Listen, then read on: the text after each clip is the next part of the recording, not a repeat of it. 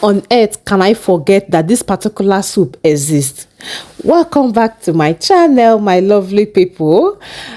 I have not made this soup this year. This is my first time preparing or making egusi with bitter leaf. Both the egusi soup, but yeah, I've been having bitter leaf, but egusi soup I have not. You know, when your children love a particular kind of soup like this one, oh my goodness, they love more of Igbo delicacies, or herb, bitter leaf. I said, no, I have to look for another soup to make. They don't like okra. No, no, no, no, no. Hey, anytime you see okra, just know that it's for me and God that used to eat it. Okay, guys. Enjoy this video of me making my special egusi soup with bitter leaf. Don't forget to subscribe to my channel.